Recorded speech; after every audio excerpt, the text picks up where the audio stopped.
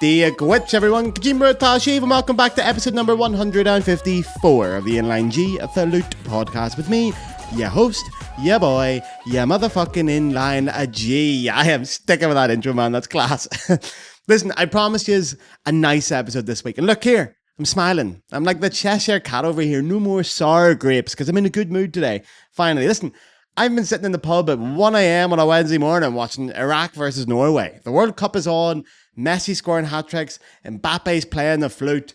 The world is a good place at the minute. I'm in a stellar mood. Why wouldn't it be? Why wouldn't it be? I mean, okay, between that flute form episode that came out a couple of weeks ago and the 2 episodes on flute materials, I've been getting dogs abuse online. I mean, dogs abuse. But listen, don't worry. It's no skin off my nose. I can dish it out as well as I can take it. But I've had a face on me like a lurgan spade recently, as would say in parts of Belfast. So I've written some fun episodes here to freshen this podcast up. Right now, I'm reading actually a dark romance novel about a flute student. Like, basically, do you know what that is? Dark romance, dirty books. I've been reading a dirty flute book. And you'll get that review. You get that review with some personal attachment and some scandal attached to it next week. I'm still reading at the minute. Okay, so I will get there. I have to keep myself. I have to stop myself from pulling the middle off myself. If I can keep my hands off my flute for 5 minutes, I might get to the end of that book. But it is, by the way, the book is fucking shite. I'm gonna get to it.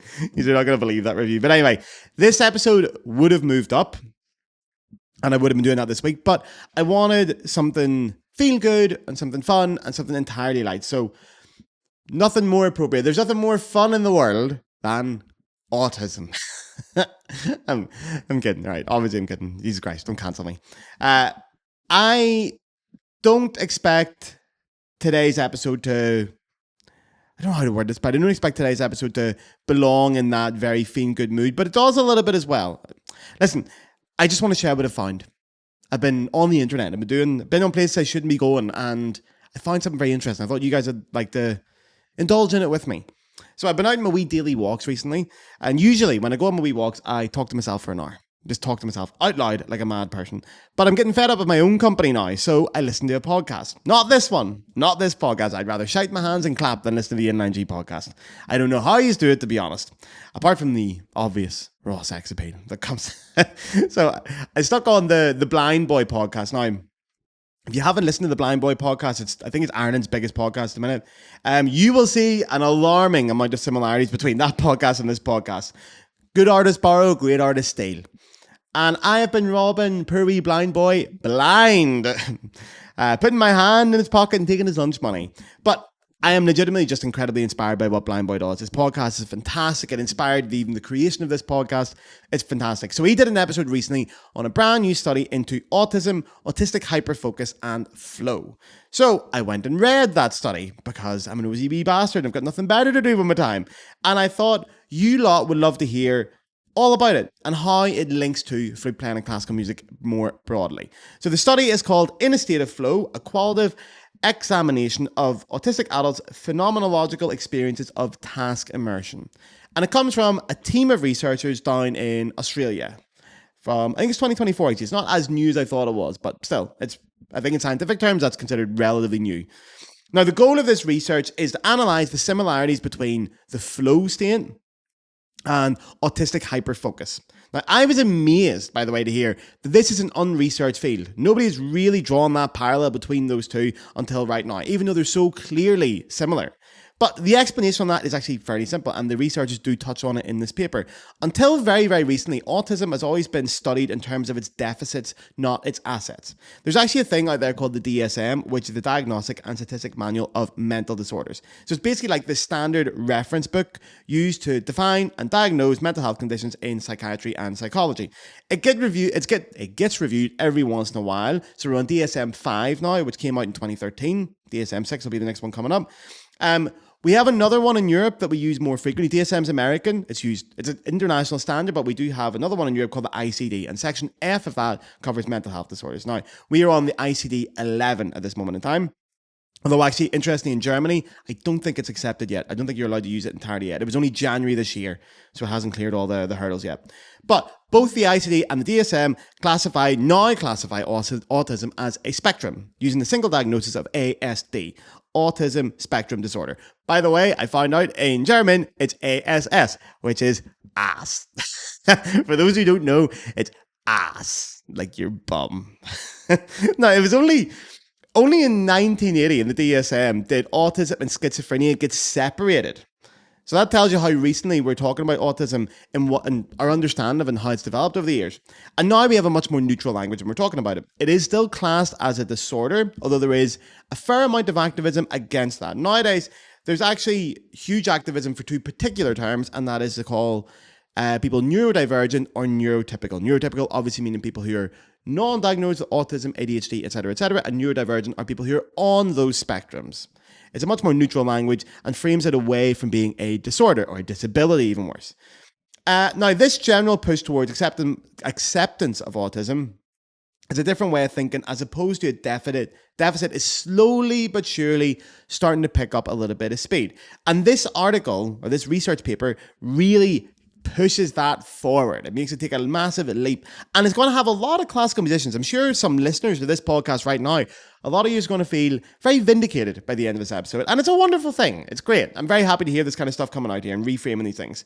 So we'll go into this. One of the things that could lead to an ASD diagnosis is restricted and repetitive patterns of behavior. So repetitive behaviors or routines, strong preferences for sameness or predictability, and highly focused interest. Now, there's many criteria. You don't need them all to be diagnosed with ASD, but there are criteria to diagnose it. That is one of them. And again, for many years, this has been presented and framed as a negative. It's a deficit. You'll often hear people talk about autistic people and their special interests, which really, I know it means well with certain people, but it feels like a way of infantilizing or downplaying their importance. It's like, oh, a special interest is their little hobby. It's something they've got mad into trains or stamps, and it's a wee game. But it's not. It's so much more than that, and it can be so much more than that. So this study, firstly, gets a couple of definitions of the flow state to see the similarities between that and autistic hyperfocus. Now, if you know any autistic people, you might be familiar with this. Autistic hyperfocus, they have an ability to sort of become fully engrossed in an activity, to the extent, actually, often of total disregard for things like self-care. Now, I've talked about flow, on the other hand, before on this podcast. Flow is a slightly different thing. Well, we're about to find out if it's a slightly different thing, but it's got a different definition, certainly. Flow, one way to describe it is, or a similarity or synonym you might have heard, is being in the zone, or getting your head in the game, or that kind of, these are very sports strong analogies, but you've heard these before. It's that state we enter when we are really deeply engrossed in an activity to the point where we can almost feel like we've lost a sense of time and we lose a little bit of our self-awareness of the fact we are doing that task. There's a lot of official indicators and definitions. There's actually a list of 7. But you know the feeling, especially for you musicians out there, because you've probably got it either performing or practicing.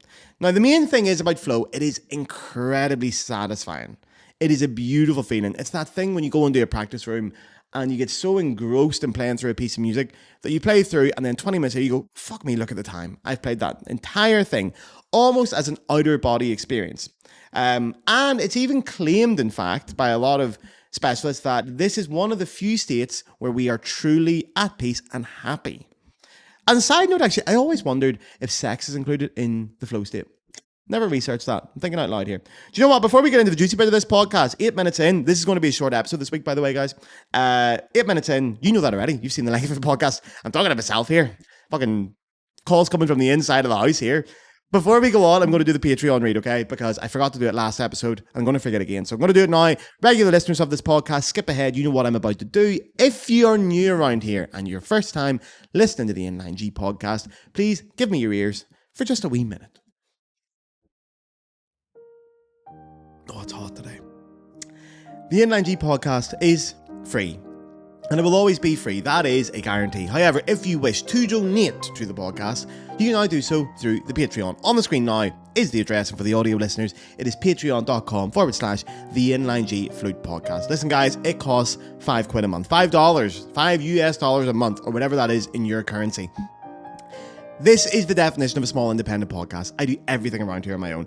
Audio editing, video editing, graphic design, marketing, script writing, meeting guests, travel. Every single aspect is done by yours truly. Every part of it. I love it. It is the greatest creative endeavor of my life. I love doing this podcast, and it gives me great satisfaction to do it.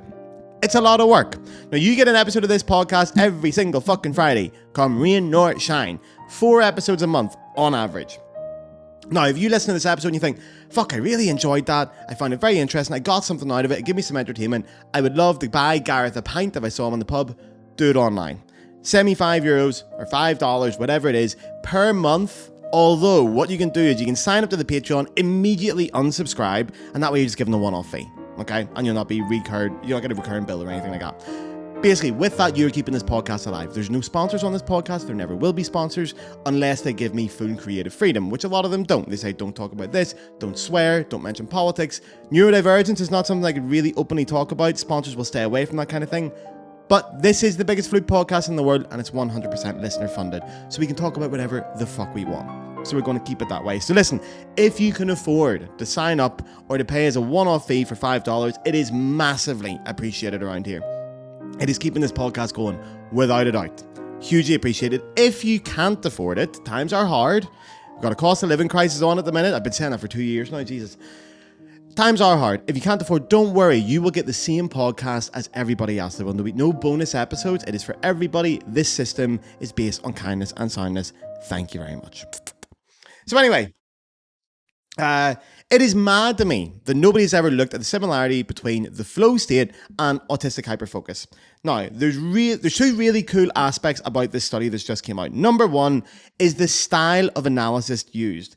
It's a thing called RTA, or Reflexive Thematic Analysis. Now, I'm going to read out a full definition of this so you guys get an idea of it. So, Reflexive Thematic Analysis is a methodological approach. I am struggling today, lads. It's 37 degrees in my defense. 37 fucking degrees, right? Within qualitative research that emphasizes the role of researcher self-awareness and critical reflection throughout the analysis process.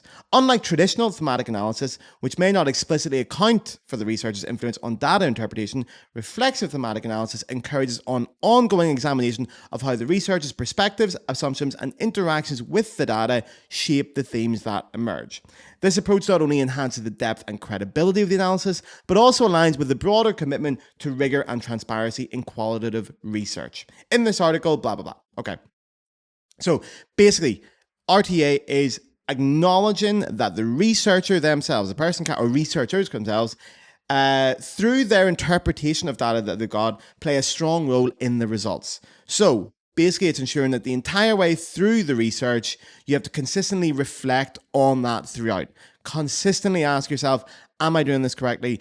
Is there a part of bias here? Am I looking for a certain result that may affect it? And incorporate that into the results. Now, I love that. I absolutely love it. Also, on a side note, fucking wish I knew this before I did that episode on the fucking shite gold, silver flute study thing, because this would have been a perfect thing to talk about. We could have done an RTA one, but sure, it's too late now, and I have honestly lost interest in it. I know a lot of you out there are still very angry about this. You're probably an angry man listening to this podcast now. I don't give a fuck. All right, I've lost interest. So, in this study, there are a team of 7 people. Now, to give you an idea, they come from various backgrounds deliberately. So, they come from backgrounds of psychology, education, computer science, creativity, and mental health. And vitally, several of the researchers are autistic themselves, and they've included an intern on the research process who also has autism. Now, that diverse of a group using RTA leads to a much fairer test. Also, they approach it in a different way, in an entirely different way. Instead of getting a load of autistic people into a room and making them do things and observing it and writing it down, they start from a different place. They start with putting an emphasis on anecdotal evidence. I'm going to use that term because I've heard this argument thrown against me. Anecdotal, it really downplays and diminishes the meaning of what that word. So I hate that term. And by the way, they don't use it in the study. I'm using that word for your benefit here to explain it to you. But basically, what they do is, instead of sitting these people down and observing them, they start by asking them what their lived experience is. So they will sit down and interview them and listen to everything presented to them. They will then correlate that data, accept that as concrete evidence. Don't disregard it as purely anecdotal, but accept that as the core focus point of the study, and then propose why that should be further investigated and how it should be further investigated. Just listening to people, because this is autism. It's not something we entirely understand yet. It has got a spectrum, very unique lived experiences for each person. So using this method is much more effective. Obviously, it takes a broader study group and it takes more in-depth research, but it is much more effective. And they do have a huge section at the end of limitations of the study, which again, take fucking word from that.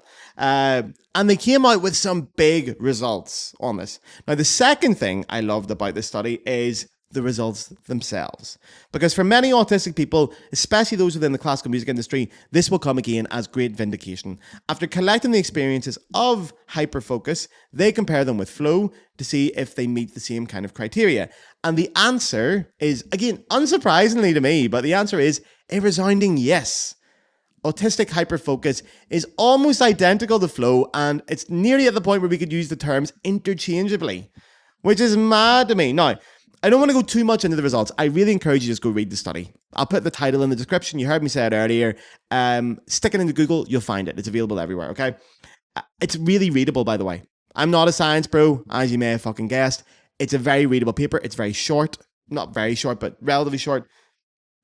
And it's worded in a way that is very understandable. Now, autistic hyperfocus is often presented as this negative thing. It's seen as strange, it's eccentric, it's unusual, and it's framed in a very negative light. Also, when you take things like stimming, which autistic people quite often do, this is presented as strange, and they can only do it around certain people or in certain scenarios because they're fear of social judgment. Now, flow, on the other hand, creative flow, is overwhelmingly positive. People are talking about this on TikTok, entering the flow state. We're spending a lot of time trying to get it. So I'm going to read out what the conclusion is of this.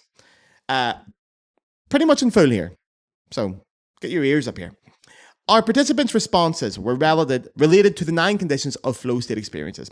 First, and consistent with the flow condition of action awareness merging, our participants described becoming so immersed in tasks that they would lose awareness of their biological signals and of the broader sensory movement. Second, they reported hyper laser focused attention and the ability to tune out information that was not task relevant, which corresponds to a second condition of flow, the centering of attention on a limited stimulus field.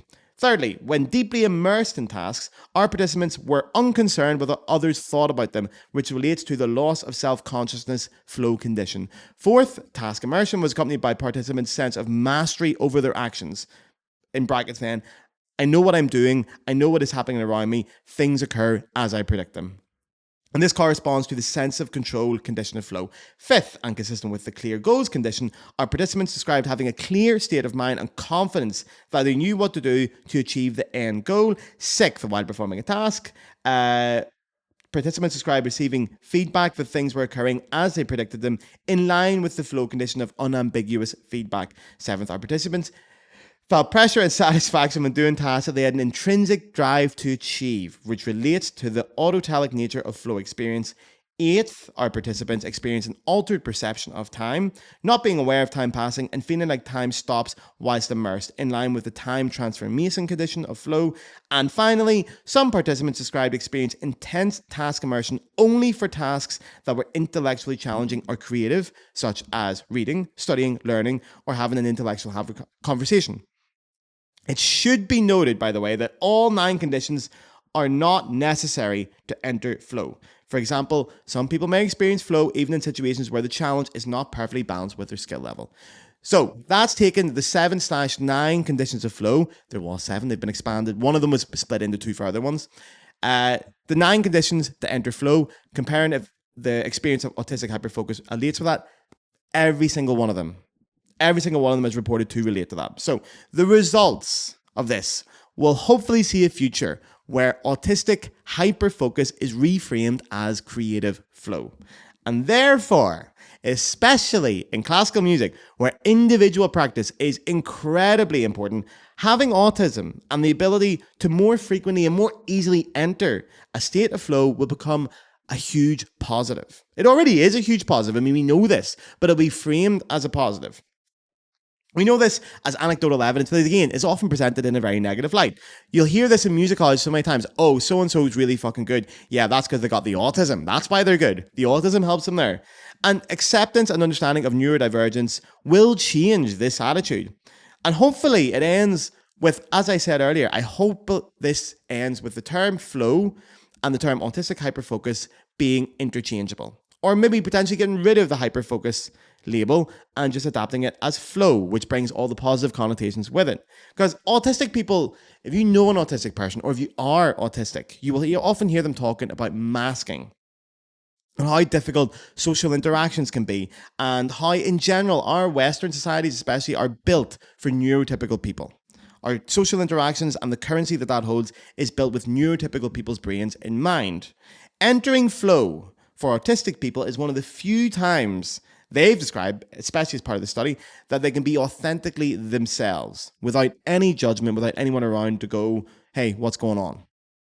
And unlike neurotypical people, they can do that in tasks that are much more mundane. An autistic person has the ability to enter flow when they're washing dishes or when they're reading a fucking shite article in the newspaper. They are fully capable of entering that flow state so easily. And the rest of us out here, we're fucking taking medication and drinking smoothies and trying to fucking get 12 hours of sleep just for 5 minutes of flow. 5 minutes of a clear head where we can even consider entering a flow state.